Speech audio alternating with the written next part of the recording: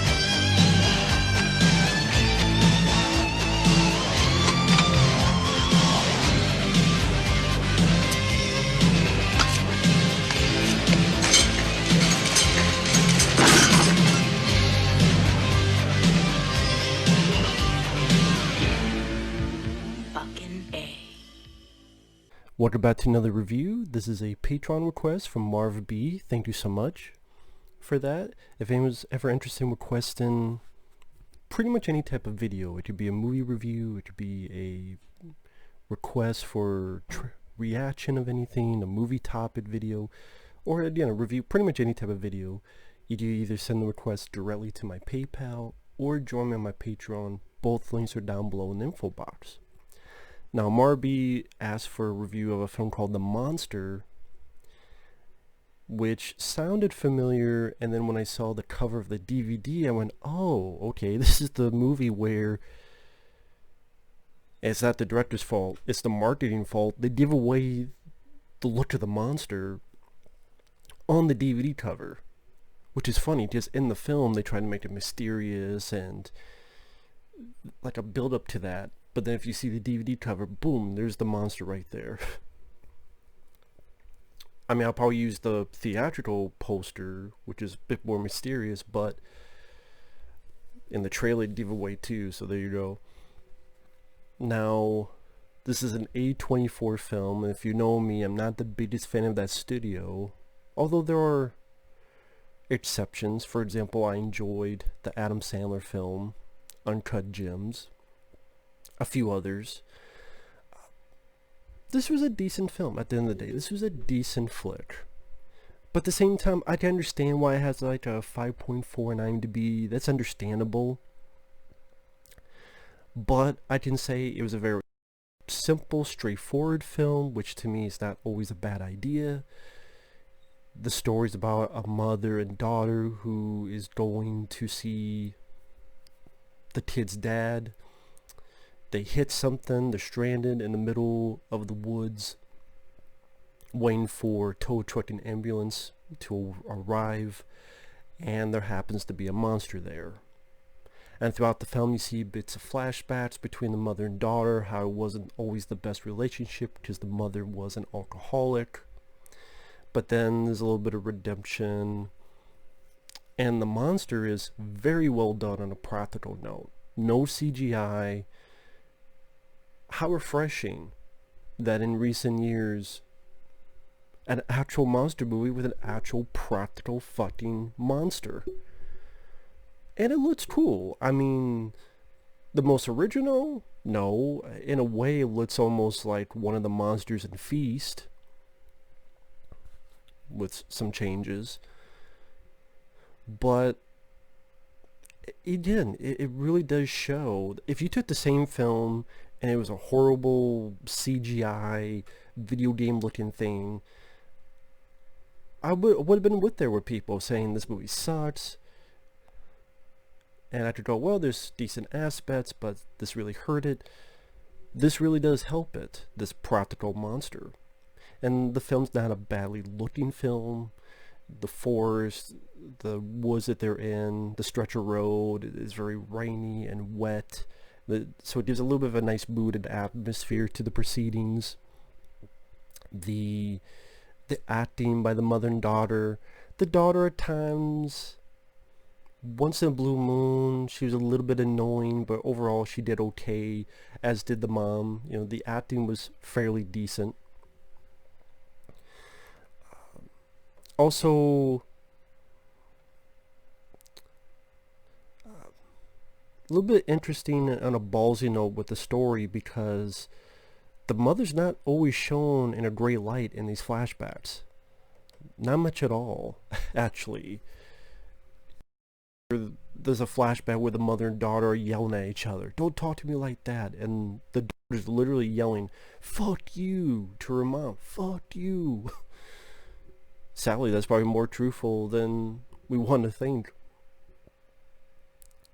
Or there's another moment where the mother was with her boyfriend and they were drunk and they were looking for stuff, and the daughter, you get the idea, had thrown out the alcohol, and they're screaming and yelling at her.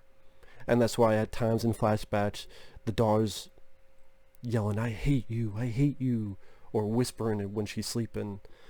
All in all, painting this picture of this huge friction between the two, that it wasn't all sunshine and rainbows. But then, what this would make it a little bit interesting is the redemption, so to speak.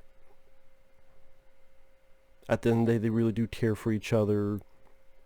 I think it just made the story a little bit interesting for what is such a simple setup. I will say though, when you really look at the film as a monster movie, not a whole lot happens action-wise, gore-wise. Technically not a whole lot happens, although again, it's not a bad movie either. I did the best way I could put it is with spoilers, so starting now with spoilers. Before that, I would say I thought it's not a bad movie at all. Like I said, I thought the two actors pretty decent, interesting, different little backstory, not typical. The movie doesn't look bad on a cinematography note. Like I said, the monster is great to look at on a practical note. Even a moment, well, I'll wait till spoilers for that. You know, the ending I was satisfied with.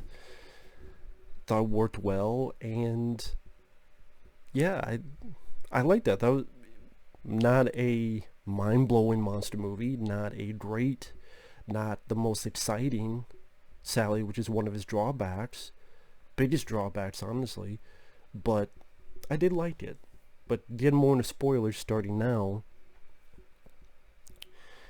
If you're not looking into the flashbacks, if you just look into the point in present time when they're on the road, they hit something, it's raining, they're in the car, tow truck comes by, he's fixing something, he hears something, cuts away to our two leads, boom, an arm gets thrown onto the hood. They see the guy, he has no arm, who's by his own truck. He gets slowly pulled under. You don't see anything else. You just hear. Mom and daughter are in the car. Mom gets pulled out, ready to get attacked. The ambulance comes. The two ambulance drivers are pretty fucking stupid because they see... You get an idea something is up, including there's a fucking arm of someone on the fucking road, or technically on the fucking hood. So instead of saying, we don't get you in here, we don't get the fuck out, no, one thinks he's Deputy Dewey, or he's double dumbass on him. What's going on? What's going on? Thinks he's fucking part of the Scooby-Doo gang to investigate. I'm like, why are you not leaving already? Get the fuck out already. No. One of them is the other gets in, and they're like, well, where's your partner? I don't know. And then that part gets thrown onto the windshield. Then instead of starting the car and just driving the fuck out, they're like just start the fuck out. No, they're just like, and then the paramedic lady gets pulled up. Then finally the mom drives the ambulance, then gets hit, topples over, the mom's hurt. She knows she's gonna die from her wounds, so she goes, I'm going to be a distraction. She does, she gets killed. It wasn't much of a distraction because the little girl just went after her anyway. Granted, because she didn't want her mom to die, but still, it's like, wow, that distraction did nothing. Did absolutely nothing. So the little girl hides in the ambulance, gets some materials, burns the thing. It dies from being burnt. Does a little jump steer. Dies. The kid beats on it, even though it's pretty much dead, and then she walks off. And that, I don't think that's bad. You know, the mom gets a redemption. She even says at one point that she knows, actually it's in a flashback, you're going to be so much better than me. So you have an individual that knows she wasn't perfect, that knows she was not that good of a mother, but she tries to do the right thing. And I guess in a way does give the girl, in a way, a strength to not be steered and hold on to her own accords and defeat this monster. But what I described, the reason I went to the entire film, that's why I said spoilers, is to showcase technically not a lot happens. That if you're going into this as a monster movie, you're not seeing anything remarkable in terms of monster action. Does not Feast or various other monster movies where, you know, if you want a body count, it's a fairly low body count. Technically with the mom, it's 4. Tow truck driver, 2 ambulance people, paramedics, and the mom.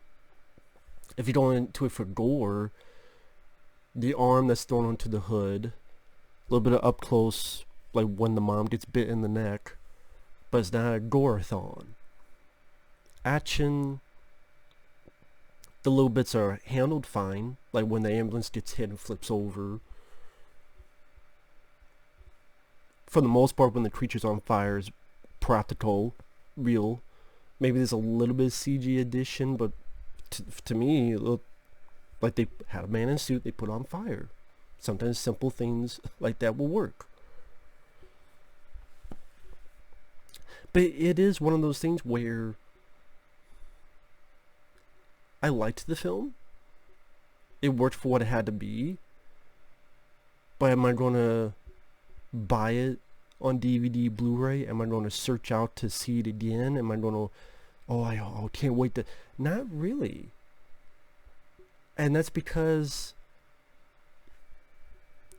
as decently done as I thought it was, like I said, it's not the most exciting, thrilling movie out there.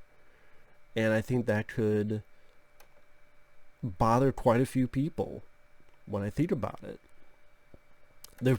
And that's why when I said I can understand the 5.4 IMDb rating, where you have pretty cool looking monster, and it's more like hiding in the shadows, and there are moments you do see it, but I don't know, maybe people would have liked a more exciting... It's not a movie that got my adrenaline pumping, so to speak. It's not a movie that is a fast moving picture. It's not a long movie, it's only an hour and 30 minutes or so. And then that's kind of the thing of it is, if you want a movie that's a little bit of a character study between these two, you learn more of their story through flashbacks, and then in the midst of it they're dealing with this monster. Like I said, considering a lot of when movies do deal with monsters, it's either really shitty practical, not even practical, but really shitty CGI cartoonish video game effect, and you don't really see simple, straightforward monster movies anymore. So that's why it was a little bit refreshing seeing this. But at the same time, it didn't blow me away, because I'm like, okay, it's pretty decent, but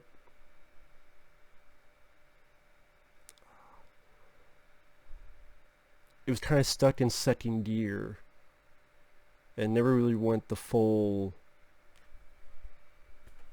home stretch, home run status.